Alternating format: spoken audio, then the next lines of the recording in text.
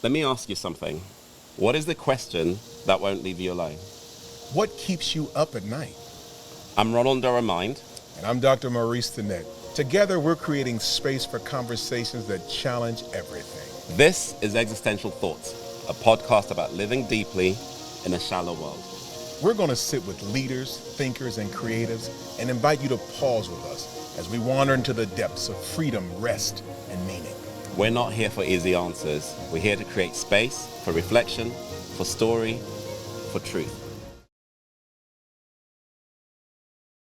Okay, we're ready. Luci, welcome to Existential Thoughts. Absolutely. Nice to have you on the show, brother. How you doing? My man. Good seeing you again, boy. Good seeing you again. Always. Yes, sir. Welcome. You know, I like to make it a tradition, custom to offer our guests a drink. You know, background is hospitality, so I feel like I need to be hospitable every time we do a show. Absolutely. So what would you like? I have sparkling water, still water. I have some gin and tonics. I have some rum. What do you fancy? What's your tipple of choice? Water, Water? Still or sparkling? Yep.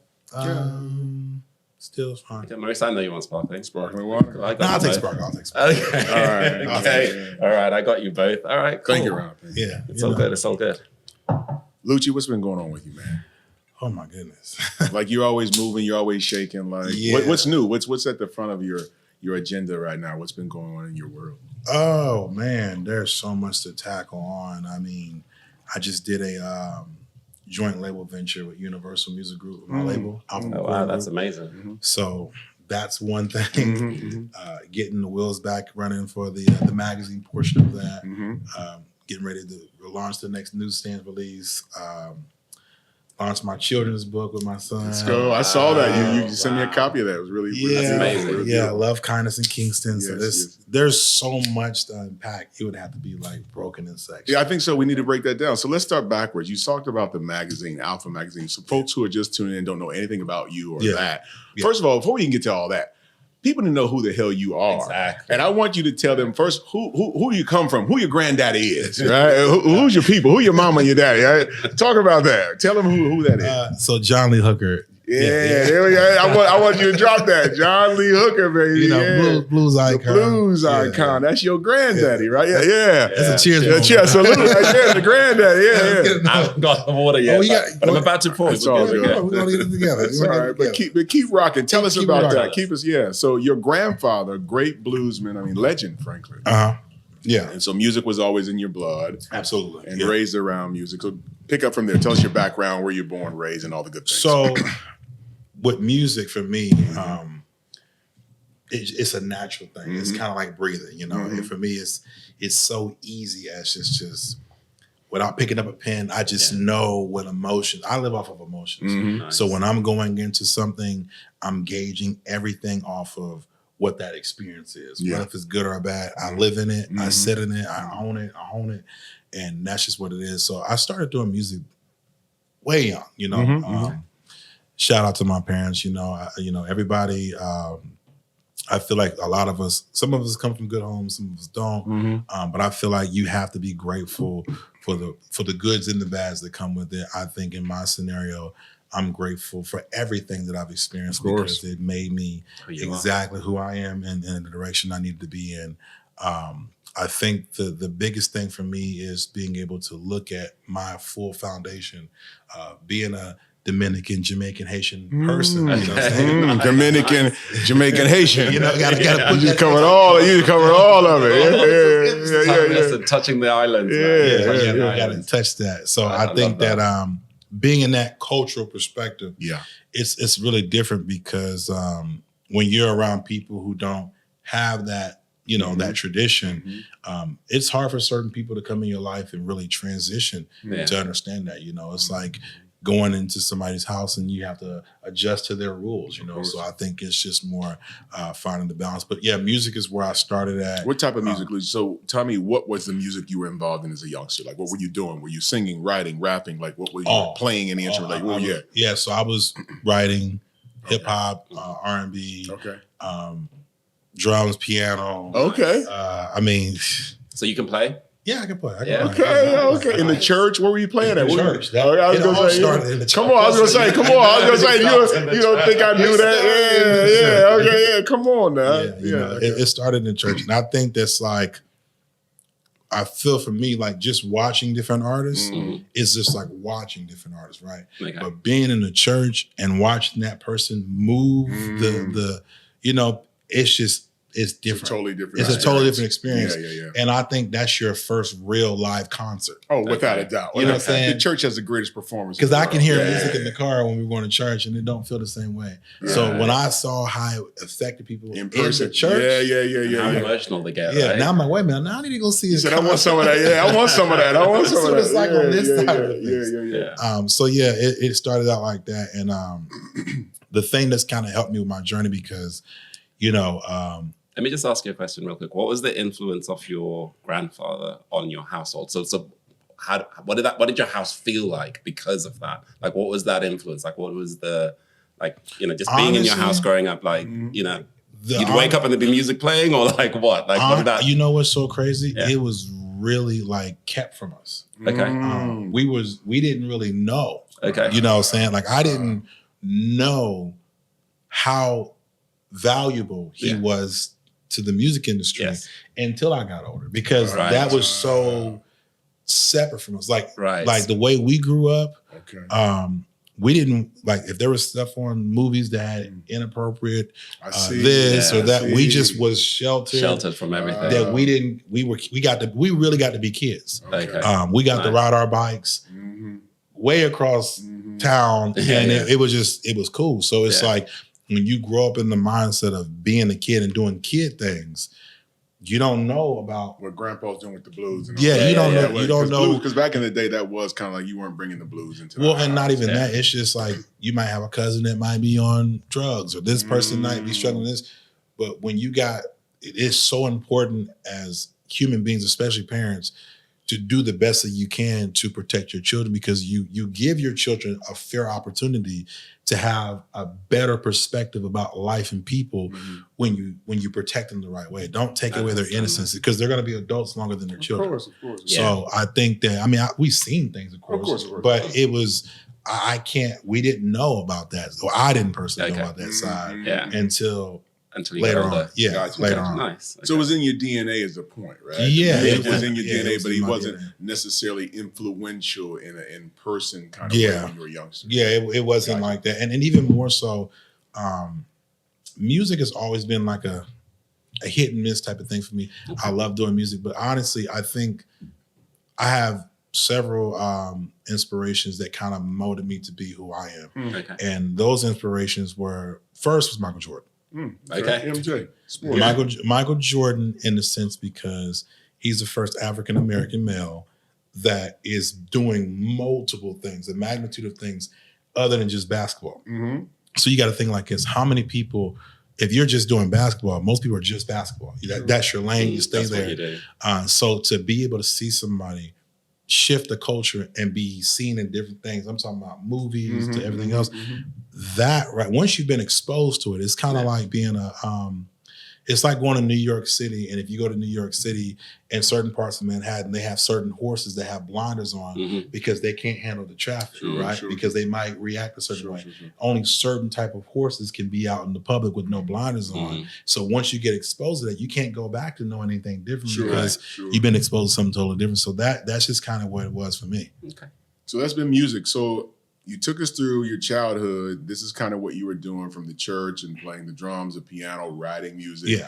When did you break into the industry, and how did you break into it? Was it writing, playing, singing? Like, talk to us about that. Man, it was everything under the sun. It was Simon. It was literally. It was. Well, give us the highlights. Like, what was the entry point, and what were some of the kind of like the notable points as you went through that journey? I think the first notable point for me, I was about close to 16, Okay. and I got hit for an opportunity to not only work and develop in my artistry, but to ghostwrite. So this is when I didn't know what ghostwriting even meant. Okay. Now we're talking. Ghostwriting at the age of 16. That's you're like, young. okay, That's huge. yeah. And but when you don't understand the concept, all you heard was money and opportunity. You're like, no business. You understand on the backside of that what that means. Money, opportunity. So I feel like ghostwriting is what started it, and then it kind of led into finding more development and what type of artist that I wanted to be. Okay. So who discovered you in ghostwriting though, bro? Like how does one go get recruited to ghostwrite? Like I think what it boils down to is that at the particular time, because you got to think about it like this, like I'm pumping music out on the social media platform. Okay. So when you're this YouTube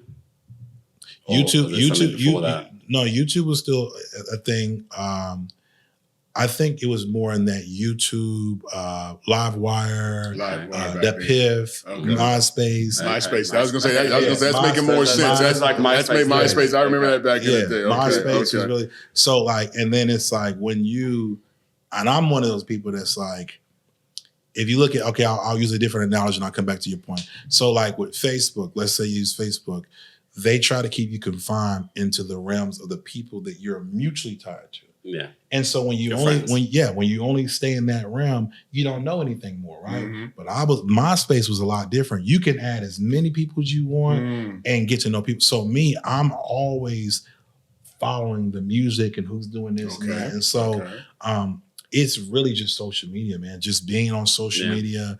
I think at that particular time, a lot of the songs that I was doing were doing really good, like really. And I'm not talking about like 20,000 views or streams, whatever. It was like really doing some numbers. Because on there, I think you could have you can upload like to 8 to 12 songs and stuff like that. And it shows the number. Yeah. And you could make your profile a certain way. You had your top 8 and stuff like that. Really going back. Man. So you were involved, 16. You were getting at it. Okay. So what was your first big hit, like the big song that blew up for you, that you knew like, okay, I'm out here. Before even the ghostwriters called you, like you were like, man, this is getting good traction. I can't even specifically say it was one record because I think it was a plethora of things that got the attention because to me, it's more than just the music. It was, I think I had dreadlocks at the time. Baby face. Tatted up. Bringing that. Wait, you were tatted up at 16? Yeah. When did you get your first tat? When did you get your first tat? That's funny. Oh man, I think I got my first tat when I first turned 16. I had to hide it. Oh, okay. Yeah, I had to hide it. Because you'd said that young, I was gonna like go back to your parents' conversation and protecting you. It was sneakiness. It was so that was you. Yeah. Okay, it wasn't in the house. That was all me. It was like, hey, if I can get away with it, why not? Yeah, why not? Let me get away with it. So here you are building this platform on social media back in the day with names that probably a lot of these folks have not heard of, or some have heard of, MySpace and things of that nature. Caught the attention of some people and started ghostwriting. Unpack what that means to be a ghostwriter. So what that means to actually be a ghostwriter, it means that somebody's going to come and approach you. They're going to either have you do reference records, meaning that they might have you just create the melody for it, because melodies are really hard to create, right? For the likes of who? Who are you ghostwriting for?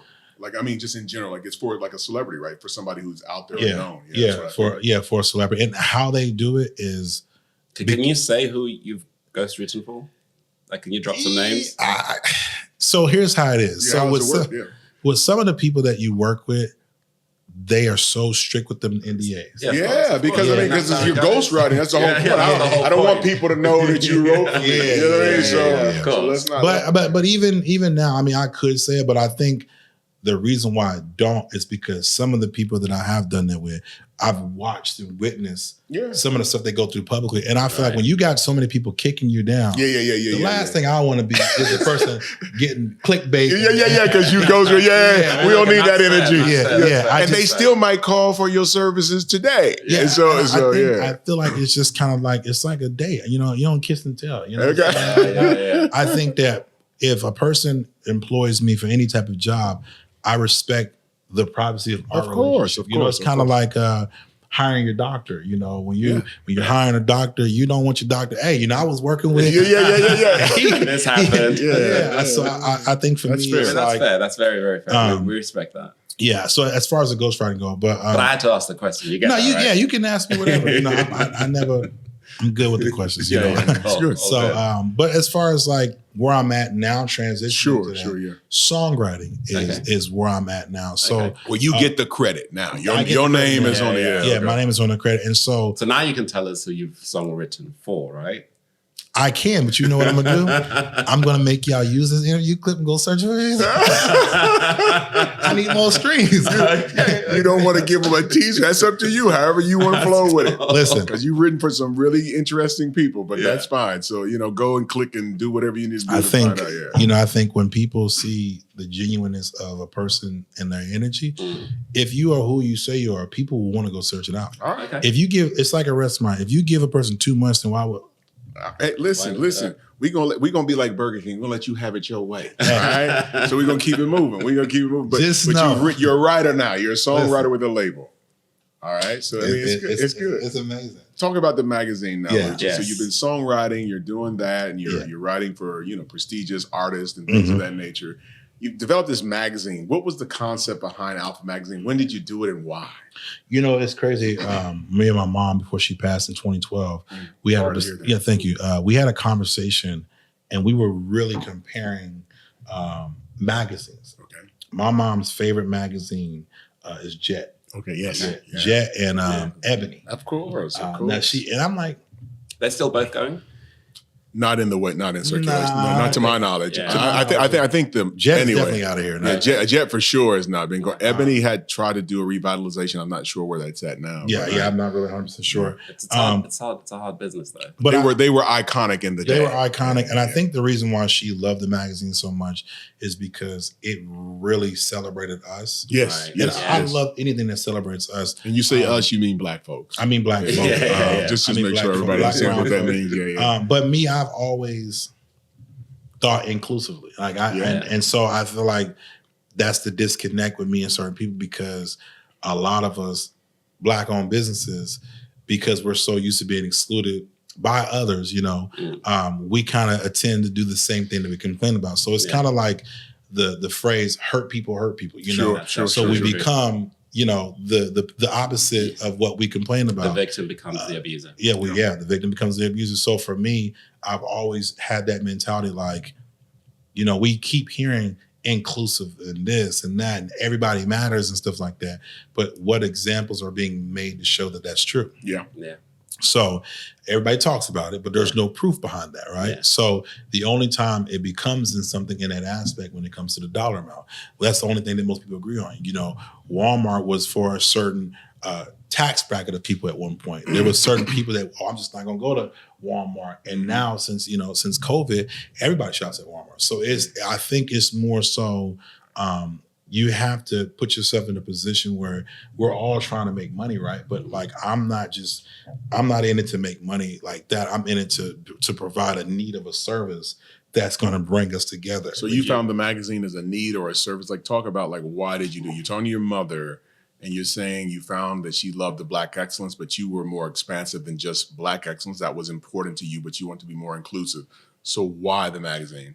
So the reason why I wanted to have it more of an inclusive space, because I feel like there's so much excellence other than just Black. Mm-hmm. And I feel like we all can have different things that make us great. Mm-hmm. So we had that conversation, and I was like, what if I did a magazine? Just hypothetical. Right, absolutely. And I was like, what would you want to see out of it? Because me and her had that relationship. Okay. What would you want to see out of it? Okay. And she was like, what I would want out of it is she said, my biggest thing is like, my mom really had a thing about how we were being represented in music and television. And she was like, as long as it's going to be something that doesn't degrade us. You know what I'm saying? Something that's going to degrade us. Yeah. So I was like, okay. She's like, I don't want to see no half-naked girls, half-naked men, make them put clothes on. So I'm like, what about a fashion magazine? She said, well, that's cool, but it can't just be about fashion. She's like, I'm not, because like really. She's pushing you. It needs to be more than just a look. I got you. So because at the end of the day, how much topics can we burn through if we're talking just fashion? Yes. You know, and it made sense. And I feel like with my mom, she's all about love, peace, and joy and happiness. And like a lot of that was the collective piece that brought into the magazine. And like, even though my mom is very feminine and nurturing, and she has an alpha ability in the sense of not dominance, but like her mindset. She sees the bigger picture. So to grow up and have a mom like that, that's a whole. I think that kind of resonates with Ronald's mother. Ronald, I think you could chime in on that about this alpha mindset. We'll double click on the name, but I think I heard you talk about your mother in a regard, a little bit, like highlight that. I mean, look, so I think obviously growing up, my mother was a single mom, so you know, brought us up, 3 kids. In the UK. In the UK, yeah. So and you know, she sent us to good schools, looked after us, made sure we were like right-minded. I think all 3 of us are doing relatively well. You know, and I think it's really important to have that spirit and that strength. And I think it's not just my mother. I think there's a lot of beautiful Black women out there who've gone through the most like adverse conditions and made it through, survived, and they're still beautiful souls. Like after going through all the difficulty that we know life can be and all the challenges that we can face in life. So I think there's a lot of women out there, there's a lot of mothers out there who've done an incredible job bringing up people and raising strong men, right? Like, which is great, because I think in the world we live in now, like that narrative is kind of like being stamped on quite a lot in terms of like social media. But I think there's, and that's what I love, the concept of, you know, your magazine as well, because I think there are a lot of good men out there who are actively trying to do the best that they can, right? So, but I think that's a whole other topic that we can delve into at some other point. But to merge it back in, but that's actually a great point. Because I feel like when it comes to men and women, we have these ideas of what we think a man should be or what a woman should be. And even when I hear the term masculinity, I feel like masculinity is not a physical thing. It's an experiential thing. You know, like when you've gone through enough experience, your temperament is masculine. You know, there's just certain things that that is an interesting viewpoint. You know what I'm saying? There's certain things, a person of a certain value, a male of a certain value, you have to go through certain things to earn that badge of masculinity, right? Interesting. That is really interesting. I've never heard it explained as such, but that's fascinating. But it resonates with me. It really does. Like, I feel like you earn the right. And I think it applies to women as well, because people say, oh, she's been working so hard, you know, she's in the boardroom, so she's masculine. But I think, to your point, like, you earn the badge to be masculine, right? Like you earn the right to hold that badge up. So that's really interesting. And if you don't achieve those things, then maybe you're a little bit effeminate, right? Wow. Because,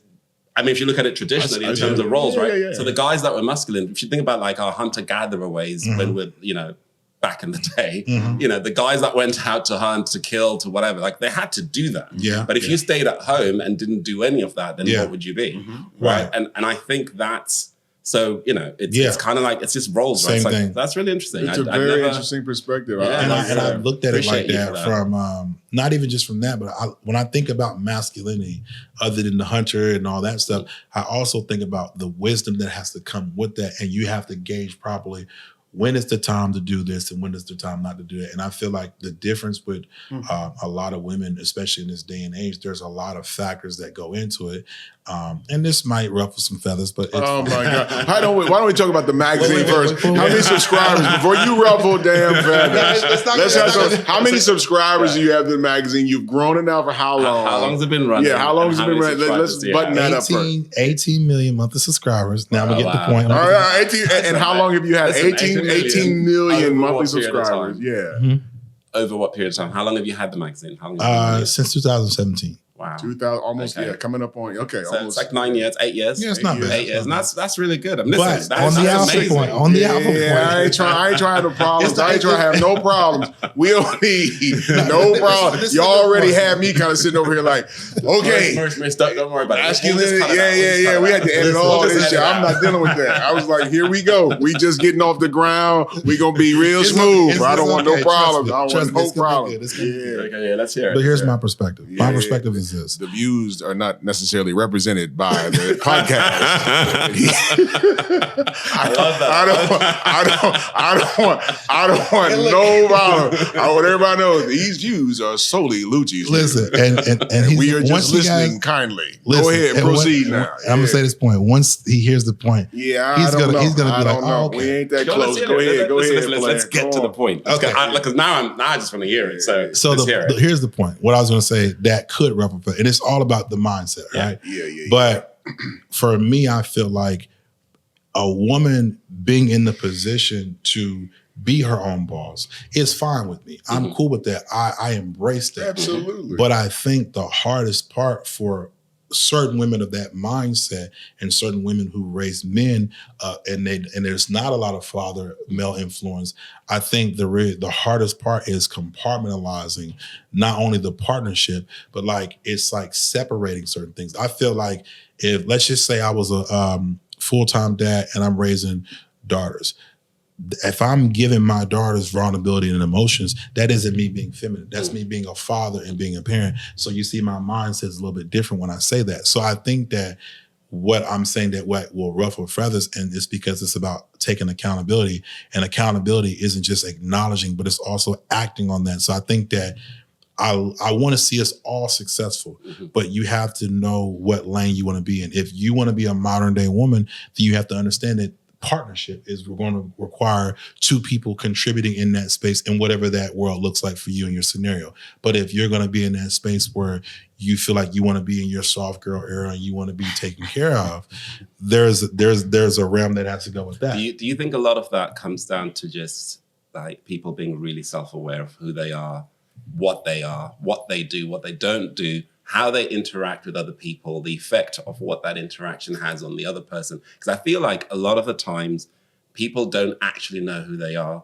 or what they do or the effect that it has on other people, right? And I think it's really difficult to be fully self-aware, right? So a lot of the times we walk with blinkers on, like the horses you're talking about, and we know what we know, and we focus on what we focus on because everything is internalized. Like the most important person to you, Luci, is you, right? The most important person to me is me. Maurice, same thing, right? So when we're interacting right now, I'm thinking about everything from how I see things, because obviously that's the only lens I have. That's the only lens that's available to me. And I think it's such a rare art form or skill to be able to step out of that and push that to the side a little bit and then try and see everything from all of those around you, especially the relationships that are important to you, right? Like your family, your partner, or your children, whatever it is. Like it's really like I think that in and of itself is a gift and a talent, and most people, I believe, can't do that, which is why we end up with the state of being that we find ourselves in, which is interesting.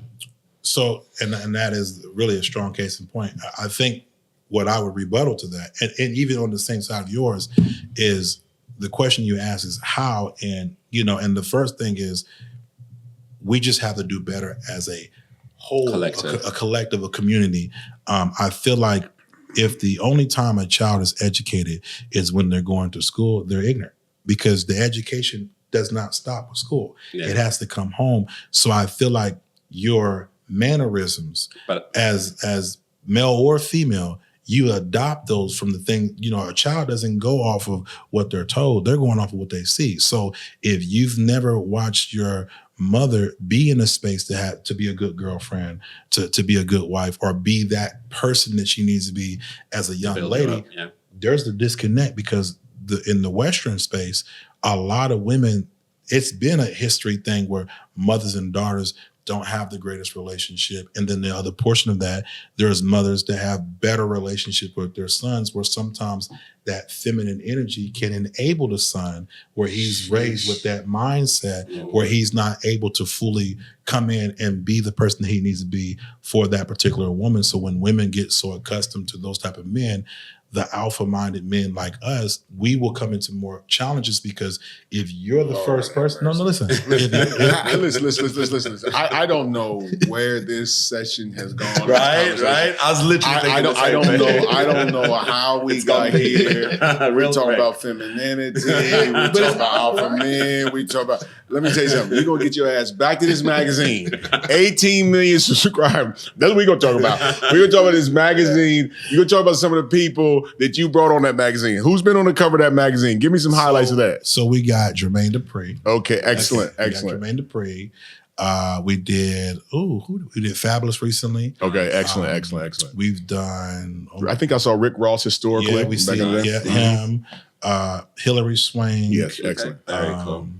So, like I said, you've had a diverse group, a wide breadth, and it's incredible that you're able to curate that. And again, just double click quickly about the Mac. It's about lifestyle. It's about what is it about? Like that whole alpha. Like, what are you trying to cover? What are you trying to say and cover there? So the point of the Alpha magazine, it's not just a fashion magazine. It's not just the entertainment. Mm-hmm. The reason why I was touching the subjects of feminine and masculine. You're determined. Hold on. You are determined. I have tried to circle you around. To be fair, his magazine's called Alpha. So the question was always. I understood. I think we gave it enough due diligence. I think I suffered through that in silence long enough. I've heard about that. That could be a whole segment. Because listen, here's the thing. I don't mind, which is true. I would say this. I don't mind actually getting into that conversation. I would love to have some women get on here. With us that's true. Perspectives to share. But carry on with your magazine. Everything that's going with the magazine. Yeah. Everything that we're talking about, it's in the magazine. It's just maybe people just don't read the fine print. Yeah. So that's why, Okay. So I'm not saying that it's already out there. I mean, this is who I am. Maybe y'all just see the pictures and don't pay attention to what I'm writing about. But I write about this shit. And I feel like if I'm going to represent it, you gonna represent you. I gotta represent. That's right. All right. The right. But way. listen, I'm excited about 18 million subscribers. I mean, because that's a huge number. So where are these subscribers from? What's the demographic? What's the age range? Like, who are these people?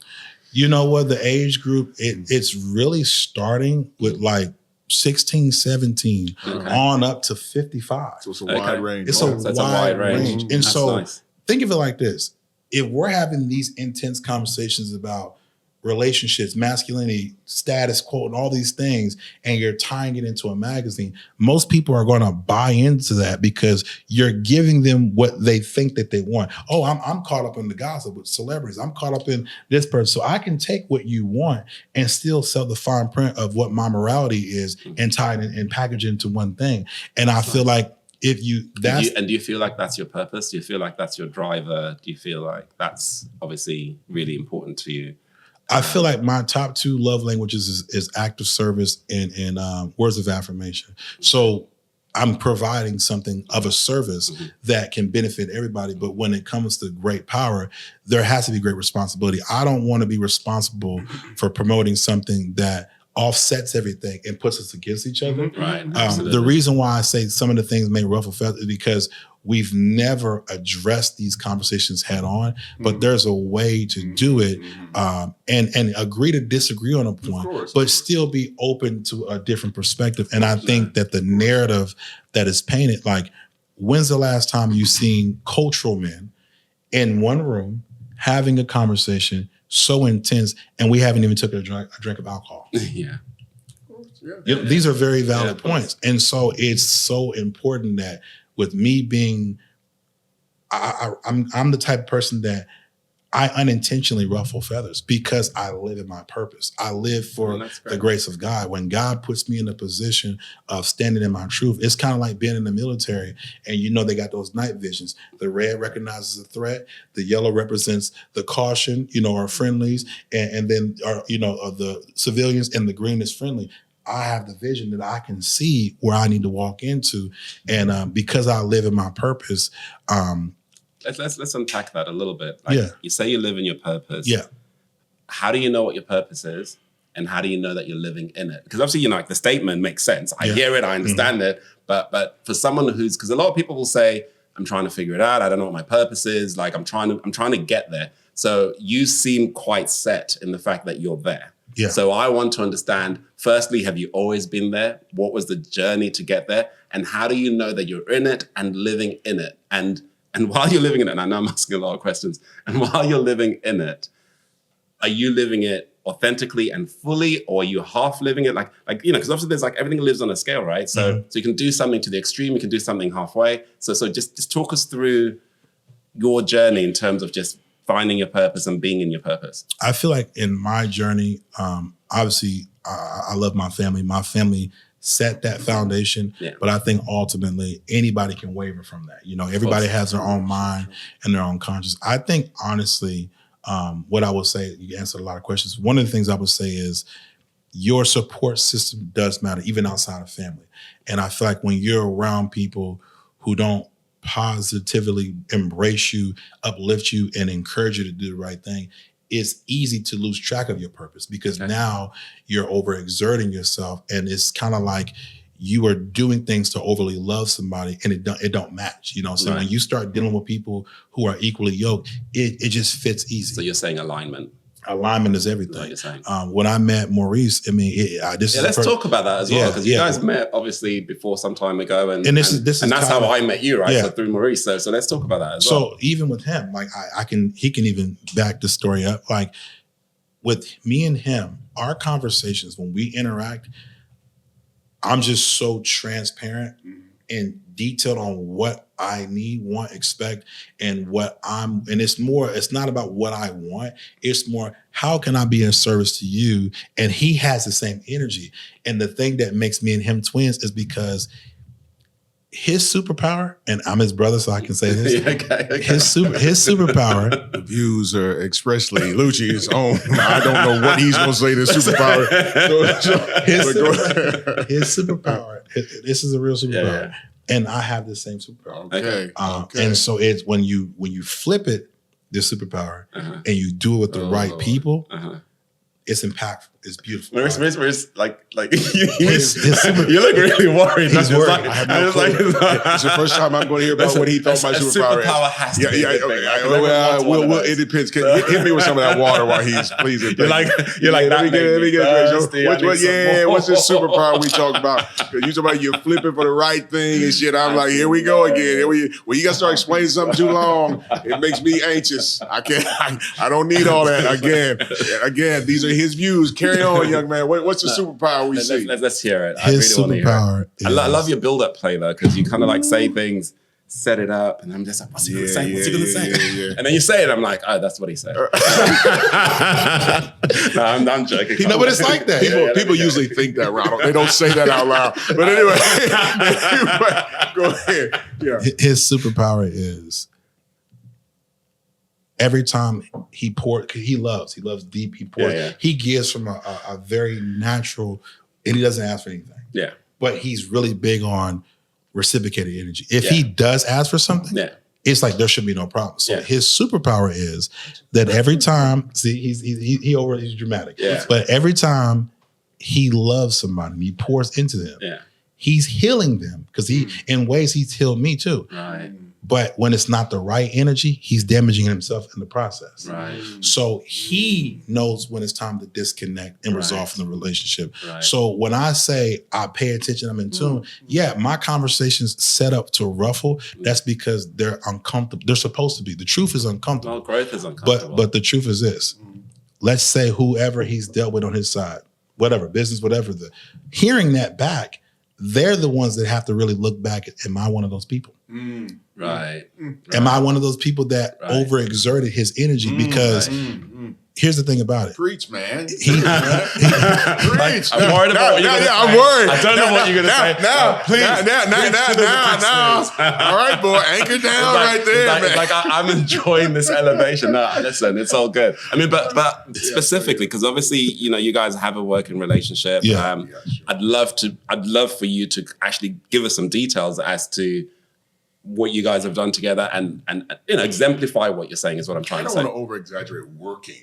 When I say working, I don't want to make it like I'll say this. I would say this. When you get to a point of recognizing your worth, you become best version of yourself. Right? So I made a joke comment the other day, and I said to someone, "Oh, I would be better around this situation or this individual." He knows what I'm talking about. Yeah. And the individual is like, "Nah, you should already be there." And I'm like, "I'm at the best version of me, but you gotta evolve. You become better with the right people." So I feel like for me, I hit the highest of the cap off right there on my terms. Right. And so it was time to loosen the reins and pass the baton. Right. So I became the best version of me. So you said what he's done for me. Okay, this is what he's done for me. He's done things that he don't even know he's done. Right. So the thing, that's what I want to and hear we've never about had that. this conversation. And I know you're being bashful sitting over there. But he doesn't know. We've never. You never had this conversation. No, I've never I told have him. no clue. That's why he doesn't know what I'm going to say. So I'm just sitting here like, okay. So the reality of it is this: when I came to him, and we had our discussion, and it was just such a spiritual synergy space, And I told him, I said, look, I have all these great things and all these accomplishments, right? Mm-hmm. I know what I bring to the table. Mm-hmm. But I said, you know what the number one thing I need right now? I said, I need mental mentorship. I want to become the best version of me. And I said, I know you can help me do that. Nice. No, that's what I said. That's amazing. And so everything that has happened, I will say this, the magazine and my personal experience and just factual has escalated all because of the few seeds that he planted. Nice. It is beyond measure better than what it is just because of the strategic, his mind. Like he pointed you in the right direction. But we are twins, literally. Right. He's so strategic with the way he thinks, but he's so calculated. And here's the thing about it. He's super alpha and I'm super alpha, right? Okay. And our energies are very masculine. Yeah. And I remember one time he pissed me off. He pissed me off. That was bound to happen. But listen, the way we got each other together. But you know what's really interesting? Because I think you've touched on a really interesting point. And I don't know if it's this conversation or a different conversation, but I think when you have a lot of alpha males in the same room. Yeah. So how do we make space for all of us to remain alpha without feeling like you're conceding ground? Because, it's almost like dominating a space. It's almost like when you're taught what an alpha male is, it's like you come into the space, you dominate it, and everyone kind of knows that you're there and you're present. But if everyone in the room is there and present, right? And there's a limited amount of space. Well, so what is that? Because I kind of feel like a lot of people don't really think about the fact that being an alpha, and I think you touched on it earlier, is also being able to recognize where you need to yield ground, where you need to compromise. And wisdom, that's exactly right. And wisdom, and so here's what happened. So I was right at my point, right? I was right. I have no clue what he's talking about, but he was right. I was right at my point. He was right. But he was right too. Okay. So I'll give you a scenario. When you deal with, and this, ladies and gentlemen, if you ever deal with somebody in business or relationship and they're of a certain mental caliber, they can't come off their high horse to deal with you. You got to go up there and meet them where they at. Okay. And in certain areas, it's a high horse though. But it's not a bad high horse. I'm just checking. No, it's not bad. So here's what happened. He is a very stickler on questions, right? Yeah. Answers and questions. Yeah. So what happened was, I did not properly, because we have a relationship where we talk all the time, and he knows what I deal with on a day-to-day basis. Yeah. So for me not to tell him what I was going through at this particular point, he didn't know, and that's on me. Right. So what happened was, he set me up with a situation, and it was a very valuable situation. Okay, nice. And can you mention what that is? I like the detail. I like the source. He just saying it's a valuable situation. I get it. Can we drop some dimes? We don't kiss and tell. Yeah, we don't kiss and tell. But anyway, it was a valuable situation. It was a valuable situation, and he sent me a message, and I seen it, had the thought to respond to it, moved on from the conversation. Sending him what I want to talk.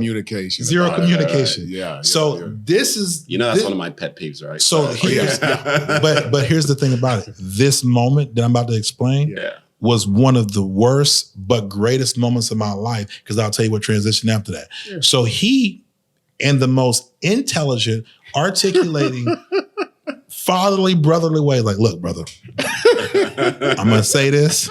I love you. You're my brother. But listen, if I send you a message, if I send you a message and you send me 50 more screenshots, please respond to the last thing I said. You got to talk to me about what I asked you. You can't just keep moving at your own. And he did it, and then I responded in a text, right? And I should have called. And then he responded back in his tone, and I was like, "Look, I understand where you're coming from, but your tone could have been a lot different." And he was like, "What? His text tone? No, his voice. I needed him to hear me, so I said a voice note. I said, "Yeah, you heard." So I responded back. I said, "Look." I said, I took accountability. I said, but bruh. Your tone, come on, bro. He did. I said, come on, bro. Now, I ain't no kid. Now, come on now, player. Come on now. But after we... And I acknowledged that. He acknowledged it. I gave back. I said, all right, I came in with some heat on that voice note. But here's the thing about it. This is the thing that I have to take into accountability. All of that could have been preventable if I was living in my purpose at that time, right? And would have been socially self-aware. Right. He would have never had to, because like after the end of the day, never would have had to go there. Because here's the thing about it: he's already busy. Yeah. If you're taking time out of your busy schedule to do a favor for somebody, and you're pouring into them, it's like it's almost like he should have rather been paid for it. Because if I'm just going to mishandle the opportunity, I had to recognize it that. I love his time. Though. Yeah, and that's the reason. And let me say that, Luci.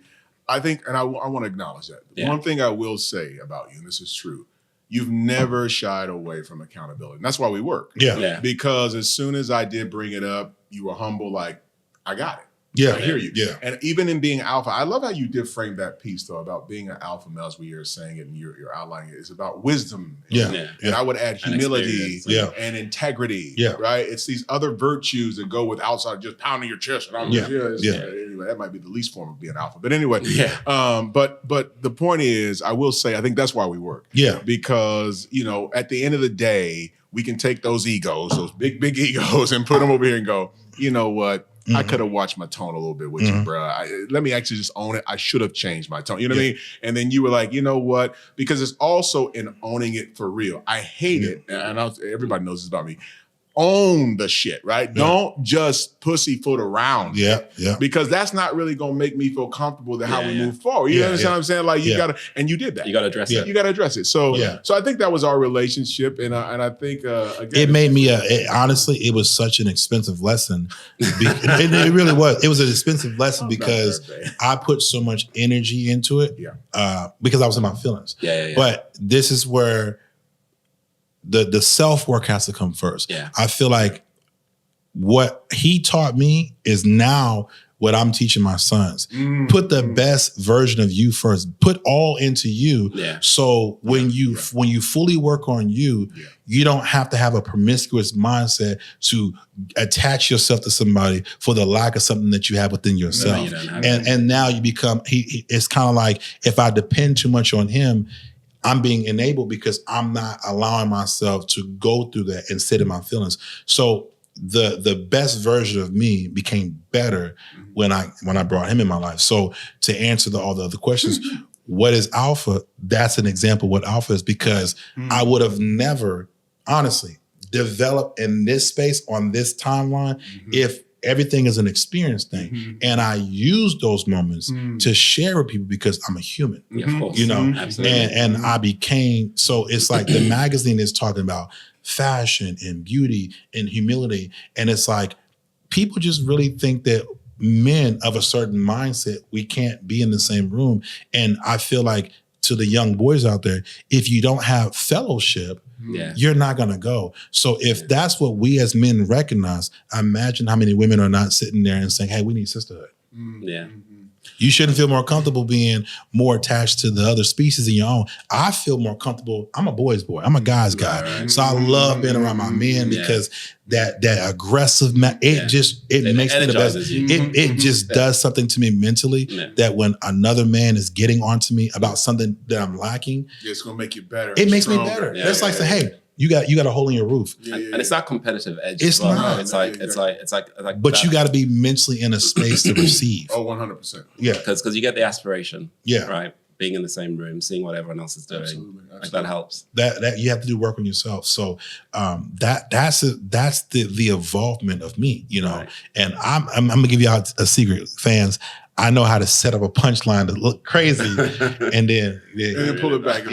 Yeah. Well, it wasn't so bad. So now, Ron, I think you usually have some questions. Yeah. It's so funny, right? I was gonna say it's so funny because you just said that, and I was literally about to say it. And I was going to say, it's really funny because the podcast is called Existential Thoughts. Of course. And I feel like so far, that's all we've done. I think so. Like literally, I feel like that was throughout this naturally, conversation, yeah. like I feel like you've been talking about all the things that have pressed you, Yes. right? Yeah. Like in your space, in your time, Yeah. in growing up. But I'm going to ask you this though. So what do you feel has been like your biggest challenge? You know, so where you are now and where you'd like to go to, like what's been your biggest challenge and what do you think you need to get to where you want to go to? I think my biggest challenge has been myself. Okay. I'm in competition with myself because I'm an overgiver. And I think that the reality of it is, let's say you are the position of providing and being the person that's responsible for how the next person or individual is surviving. It's hard to be celebrated for what you do when people kick you for doing it, you know? So Right. I think I have to. I think I know what you mean by that, but I don't think they understand. So I think you're saying that it's hard when you're going out and you're doing the work, putting in the long hours to provide. Yeah. But there's the consequence of not being present while you're doing the work to Yeah. provide. So I think that's what you mean by the kicking part. Yeah, and maybe add more to it. Yeah, that is 100% what Okay, I'm meaning. that's right. I think Is it's this a little bit similar to what we were talking about? yes, before? yeah. Okay. What we were talking about the night before. It's just that balance. That makes sense. Like I fully, What were you guys talking about? Because I wasn't. Yeah. Go ahead, go So- Yeah, I have no clue. So I'm like, So, the listeners don't know that. Yeah. So Luci and I, obviously, like I think this applies to a lot of. I let him win in pool, first of all. Okay. We had a game of pool. Did you say you let me win? Is that what you said? I let him win. He knows I let him. Okay. I mean, I have witnesses that will. You know what? My brother spanked me. I'll give him that. Yeah. He spanked me. He got It is what it is. It is what it is. No, so we're having a conversation, and I think this applies to a lot of like other founders, men that obviously work and provide for their families. I think that there is a disconnect, if I can call it that, between the person that's going out and striving and working super hard to make sure. And I've got a couple of examples of this, like in my own personal life, but I think that ability to have someone understand what or the sacrifices you're making and what you're going through in order to provide for that person. I mean, like I ran, and I'm going to talk, I mean, obviously there's like a family dynamic, but there's also like a business dynamic, and it applies in both scenarios. Yeah. But I remember, so when I had my members club in London, we had just opened, and I remember like, I'd spent like 2.5 million building this thing, making it look beautiful, hired people. We were busy, but obviously like the overheads are crazy, everything's crazy. And I'm literally sitting with my bank manager and going, look, I'm down to like, I don't know, my last $2,000 pounds actually, because this is in London. But I've got to do payroll. My payroll is 40, 50 grand. So, and I'm saying to my manager, like, I need a loan, whatever. And I eventually get it. And then I go, but I'm jumping through hoops to get this money, right? And then I go back to work, but I'm a day late. So, but I'm saying to myself, like, yo, I don't think you understand what it took For me to get it. Like, I know I'm a day late and I'm super sorry, right? But just the amount of effort it's taken to get to this point. And yes, of course, I'm responsible for it. I hired you, I gave you a job. But I think there has to be a more of a collaborative spirit and more of an understanding spirit. And I think it applies to families as well. So like you said, the man goes out, he's working hard, he's got a wife and kids at home, and then people are complaining that he's not at home. I think sometimes that balance is really difficult to strike because yes, you want to be at home and yes, you want to do all the activities, but you know that if you're not out pounding the pavements, you're not going to get the result that you need to get. So it's like, how do you address that dynamic? And also like, how do you make people understand that you're out there giving parts of yourself, right? Because you're really kind of like stretching yourself as much as you can to make sure that people are comfortable, to make sure people have what they need, because you are responsible for them. You're responsible for their rent, for their food, for whatever they need to do. Yep. You're responsible for that. So I think that's what we're talking about. And I think that is a weight that a lot of, and I'm not just going to say men only, but a lot of providers carry. And I don't necessarily know that the other side of the coin understands that. Have you ever been on the other side of the coin? I guess as a child with my mother providing, but like my mother's a hero. Has your employer ever paid you late? Has my employer ever paid? See, so the only 2 jobs I've ever had was at the Financial Times and Slaughter and May, which is like a global top 15 law firm. My point is these are massive companies. Well, that's what I'm getting at. So no, the answer is no. So the answer is no. Precisely. And I think that's what I would rattle and interrogate about. And we don't have the time for this particular segment with Luci. I think that's something we can talk about more. Absolutely. But I love that. Yeah. Because I think there's something to consider about the other side of that. Absolutely. What does that mean when I was working for you, put in the effort, the time, and energy, and my pay is late? Absolutely. There is something to be said about 100%. that. or whatever. I'm in relationship with you, and we've set up these expectations around A, and B, you're not delivering. and you don't deliver. I think there's something there, which is like communication on the front end, that when you go into these relationships or partnerships, this may be a relationship, partnership, a working situation, that there may be delays. There may be this. Absolutely. And I think if you properly communicate that, people are disappointed because of what? Failed expectations. Of course. Right? And I think we fail to properly communicate all the ways in which we might not meet those expectations on the front end. So I think there's some room to talk about that. Absolutely. But for this point, and I think you're absolutely right. I think there's always 2 sides. Yeah, I just think and you both have made some strong points. I think what it boils down to is effective communication, like you said, because when we're all on the same team, effective communication, we can't lose. That's number one. But I also think whether it's a relationship or a business, you have to have people who have the mental capacity to really understand where you're coming from, because a lot of people who have not done the work, they can be great people. Absolutely. If they haven't done the work, it's never the disconnect of I feel this way, you feel this way. It's more of, and I can just say from my experience, people of a certain mindset, or even in relationships, I would say, a lot of the times is, okay, you feel this way and I understand it, but when you're not expressing it in a way that's respectful, I tune out. I can't listen to that, So to answer your question in a shorter term, I've made it very clear that like, I'm living on signals right now. Right. So if you know our goals, we've talked about it. We know what we got to accomplish. We've had that discussion. I'm not wavering away from that from nobody. So if you can't adjust to what I need, you got to go. That's just. Listen, I'm living on signals. Follow the signs. They point somewhere. I'm not going to over-explain this. I gave you the sign. The play has been called. We running it. Yeah, whether you in line or not, we running it. This is it. That's hilarious. That is a wonderful. So Luci, obviously you've gone through a lot of experiences.